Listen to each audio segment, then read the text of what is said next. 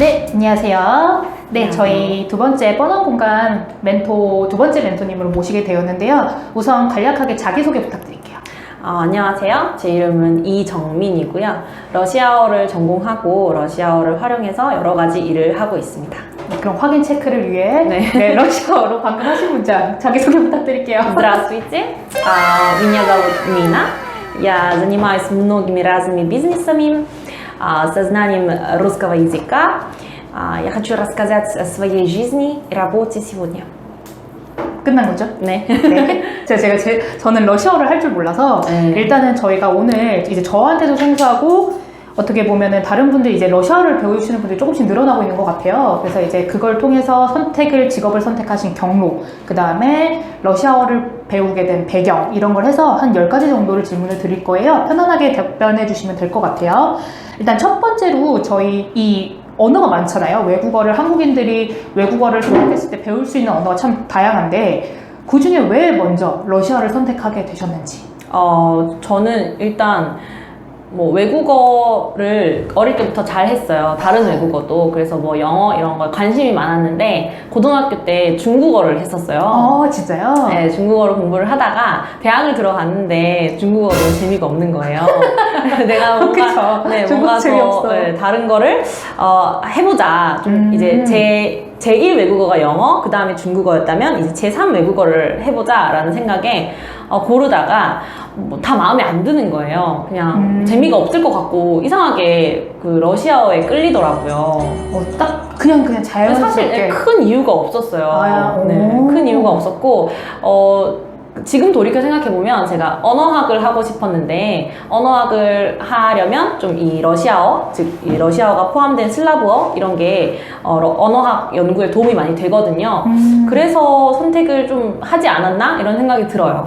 실제로도 도움이 많이 됐었거든요. 이 러시아어를 선택을 해서 앞으로 나아간다고 했을 때 이 러시아에 대한 비전을 어떻게 보시는지 조금 궁금해요. 기본적으로 다른 언어들보다는 비전이 많죠.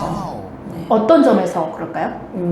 일단 일본어나 중국어 같은 경우는 너무 사용하는 사람들도 많고 기본적으로 좀 포화 시장이라고 하면 제2 외국어들, 특히 우리가 베트남어, 요즘 좀 뜨고 있는 베트남어, 아랍어 이런 언어들이랑 비교했을 때 사실 러시아랑은 좀 산업적으로나 어떤 국가적으로나 외교적으로 발전 가능성이 더 높아 보이고요. 실제로도 제가 일을 해보니까 그래요. 다른 전공을 했던 친구들은 그냥 강사 이쪽으로만 하거나 그런데 러시아어는 좀 자신만의 어떤 그런 활로를 개척해 나갈 수 있는 가능성이 더 커 보이더라고요. 얘기를 들어보니까 제가 듣기에도 멘토님께서도 직업이 한계가 아니신 것 같아요. 그러면 어느 업종에서 일하시는지 일단은 좀 간략하게 얘기를 해주실까요? 지금 의료관광업체 미나월드를 운영하고 있고 사실 한국에 들어오는 외국인들, 특히 러시아인들을 상대로 한국의 좋은 우수한 의료 시스템을 소개해주는 그런 일을 하고 있고요.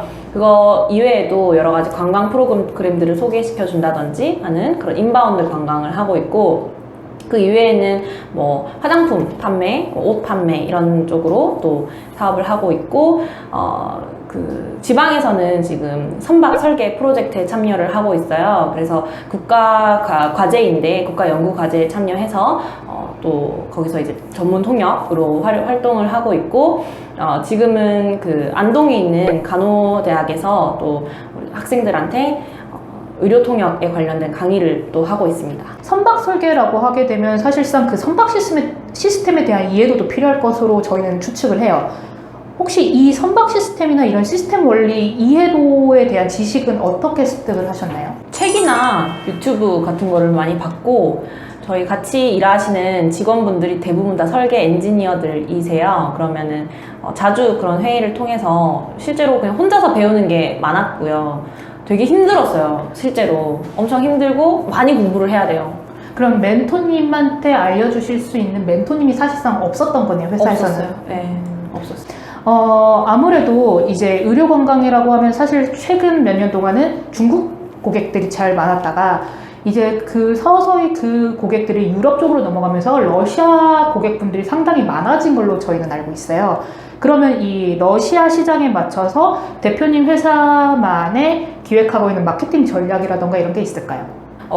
사실 저희가 뭐 한국에 오고 싶지 않은, 한국에 올 생각이 전혀 없는 환자들을 꼬셔서 데리고 올 수 있는 만큼의 그런, 저는 그런 능력은 없다고 봐요. 사실 한국이라는 브랜드 자체가 코리아 메디컬 코리아라는 브랜드 자체가 되게 강력하기 때문에 저희가 딱히 홍보 활동을 하지 않아도 올 환자들은 온단 말이죠. 근데 오는데 저희가 좀 더 중점을 두는 분야는 어떻게 하면 러시아에 있는 환자들을 한국으로 데리고 올까가 아니라 어떻게 하면 한국에 오겠다고 마음먹은 환자들이 한국에서 얼마나 만족스럽게 받고 돌아가느냐, 그게 저희의 중점 전략인 거예요.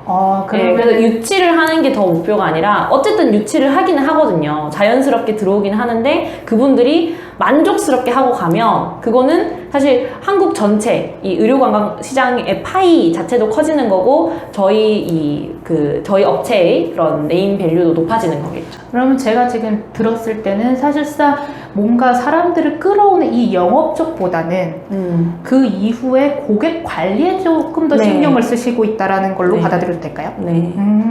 그러면 이거는 그냥 궁금해서 드리는 질문인데 러시아 분들이 고객분들이 오셨을 때 일반적으로 한국에서 찾고 있는 이 의료 시술이라고 해야 될까요? 그런 분야는 어느 분야가 제일 많나요?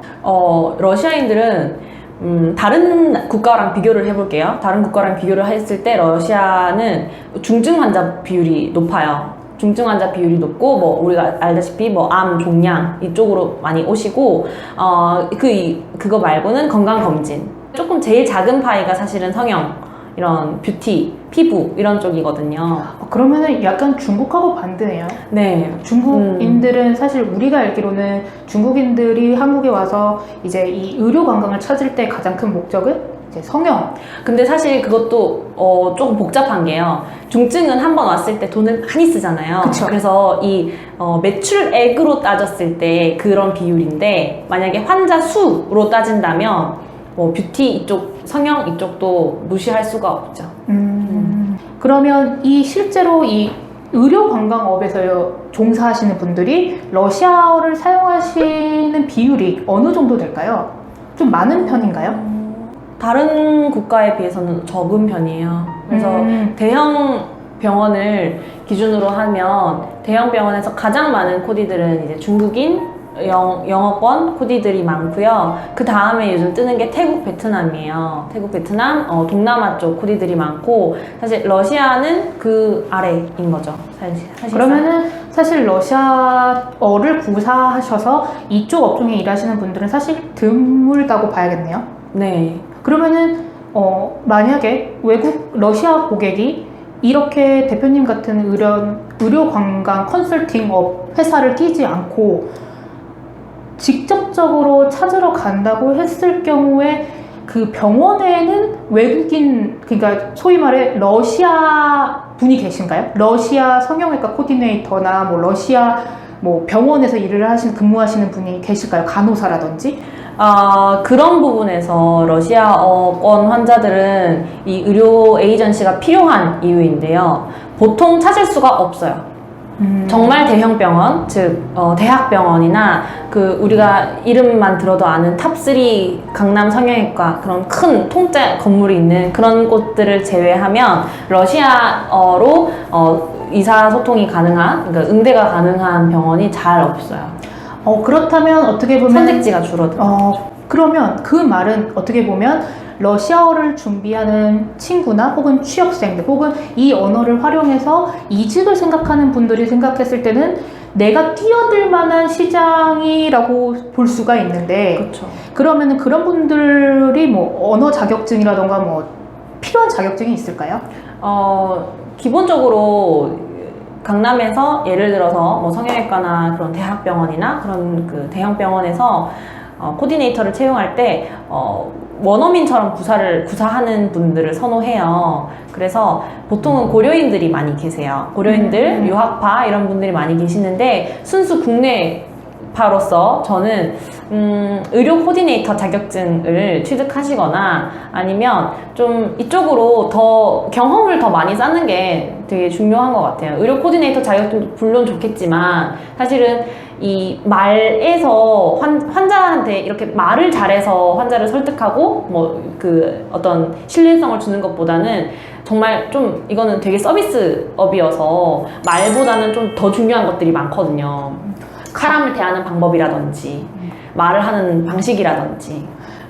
근데 그럼 병원에서 요구하지는 않나요? 예를 들어 면접을 본다거나 할 때 자격증을 이제 뭐 다른 업종 같은 경우나 무역업이나 이런 데서는 사실상 그 언어를 잘한다라고 나타낼 수 있는 건 사실 자격증 말고는 없거든요. 자격증은 의료 관광 코디네이터는 좀 어려운 자격증이고요. 그냥 또르플이라든지 뭐 플렉스 같은 그런 자격증을 많이 보긴 하죠.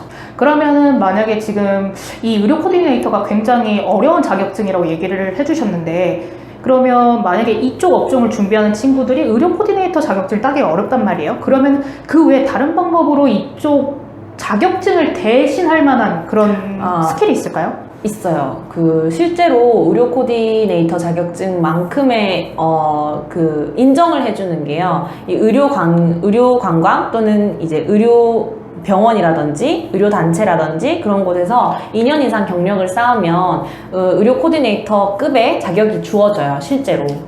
그래서 법적으로 그게 인정이 되거든요. 그래서 내가 꼭 시험을 치지 않아도 내가 경험을 잘 쌓고 하면 뭐 받을 수가 있겠죠. 그러면 그쪽을 가는 걸 더 추천을 하세요? 아니면 뭐 그거와 별개로 실무 경험을 쌓도록 병원이나 뭐 급여적인 부분도 있겠지만 그런 것보다는 좀 실무 경험을 우선시하세요? 어떤 거를 더 우선시하세요? 추천을 해주신다면?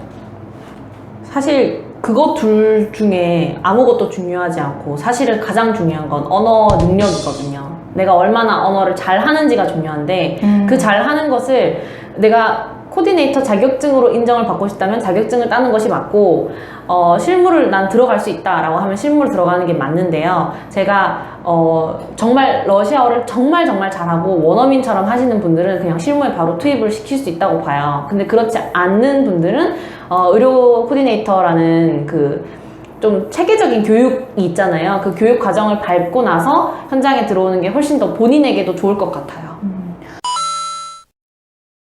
많은 분들이 착각을 하는 게